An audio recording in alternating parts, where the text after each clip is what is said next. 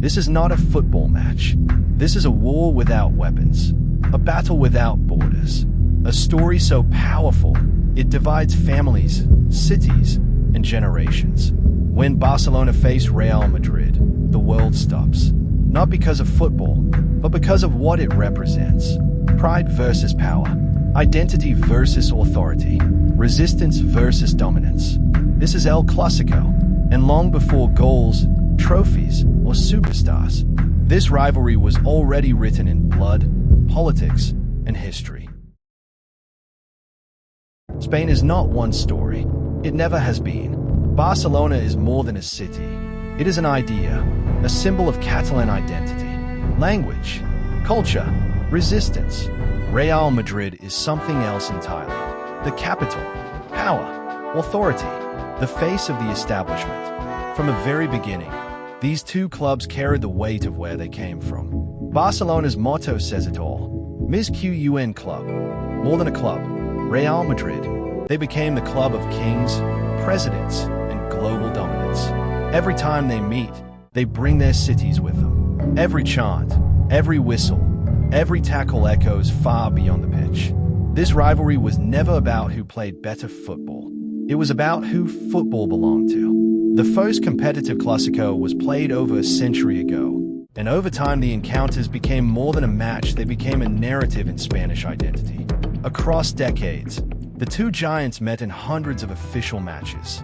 In competitive games alone, Real Madrid holds 107 wins and Barcelona 105, with 51 draws as of the match played on the 11th of January, 2026. With 439 goals scored by the Catalans and 447 by the Madridistas. A neat-even ledger that speaks to years of balance and intensity. From classic 1940s thumpings to brutal goal fests, these fixtures have always written their own stories. Real Madrid won 11-1 Copa del Rey demolition in 1943, and Barca response with a 7-2 victory in 1950 are etched forever into football lore. During Spain's darkest years, football became a voice. Under dictatorship, Barcelona represented defiance. Real Madrid represented order. Victories meant more than points. Defeats felt like humiliation. Matches were tense. Crowds were hostile. Referees were questioned. And trust was non-existent. Every controversial decision added fuel. Every heavy defeat deepened resentment. This wasn't entertainment. This was survival through sport. And then, something happened. Football evolved. Television arrived. The world started watching. And El Clásico was no longer Spain's secret. As football matured in Spain, so did this rivalry. The 1968 bottle final, Spanish, Final de las Botellas, refers to the 1968 Copa del Generalissimo final, which is now known as Copa del Rey. At the Bernabeu was not just a game, it was chaos. Tempers flared. Fans raged. Barca snatched victory amid a sea of hostilities, and the term Clásico became synonymous with football theater. Through the 1970s, 80s, and 90s, the rivalry grew on and off the pitch. Each meeting was about pride. Every goal partially erased by the next. The narrative wasn't just who scored, but who mattered more to the identity of Spanish football. Rivalries need faces, heroes, villains. Barcelona had artists. Madrid had conquerors. Then came betrayal. Players crossed the divide.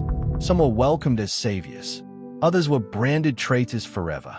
The white shirt, the Blaugrana stripes. Once you chose a side, there was no return. The pressure crushed some. Others became immortal. El Clásico didn't just create legends. It exposed them. And then came an era that changed football forever.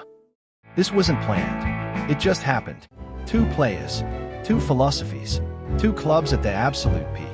Lionel Messi quiet, genius, homegrown. Cristiano Ronaldo relentless, powerful, unapologetic.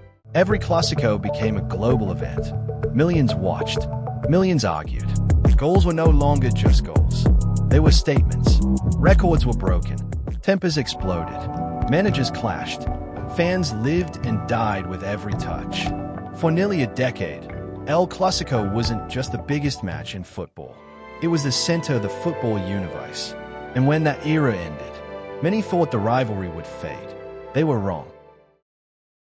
El Clásico isn't just for players, it's for the fans.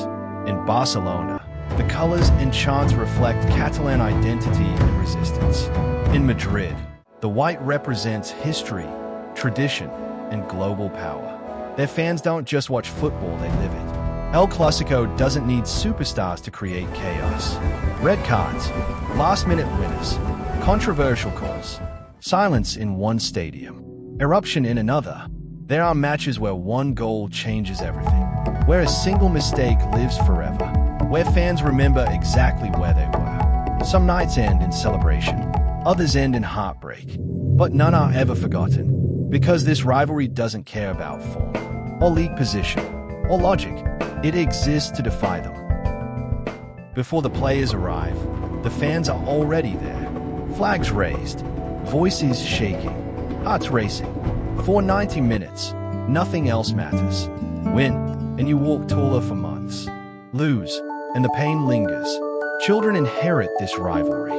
Parents pass it down. Friendships are tested. This is why El Clásico survives every generation. Because it lives in the people, not the trophies, not the statistics, the emotion. Across the head-to-head rivalry, Real Madrid historically holds a narrow edge. Barcelona fights back just as fiercely. Head-to-head records remain extraordinarily close, even after more than 260 meetings. This parity is the heart of the rivalry. Neither club ever truly dominates for long. Titles, bragging rights, and trophies are added to each city's lore, but they rarely settle the score. Fans debate. Who has the greater history? Who dominates the modern era? Has El Clásico lost its edge? Answers vary, but the clash never loses relevance. Long past the days of Messi versus Ronaldo, new stars emerged. Vinicius Jr., Lamine Yamal, Pedri, Mbappé and derby drama. These talents push the rivalry forward, proving El Clásico is not a relic, it's evolving. The rivalry has seen comebacks, tactical masterclasses, stunning goals, majestic saves, and heated confrontations. As long as these giants compete, the world watches. Players will change, of course. Managers will come and go. Styles will evolve. But Barcelona versus Real Madrid will always mean more. Because it is not built on football alone. It is built on history, identity, memory.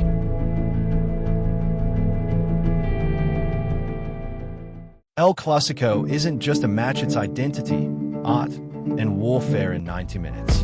Barcelona and Real Madrid don't just battle for trophies. They battle for pride, for legacy, for the soul of football itself. Every goal, every tackle, every roar and gasp. It's more than a rivalry. It's history in motion. Every time they meet, the past walks onto the pitch with them. And as long as the ball rolls, as long as cities dream, as long as pride exists, El Clásico will never be just a game. It will always be football's greatest rivalry.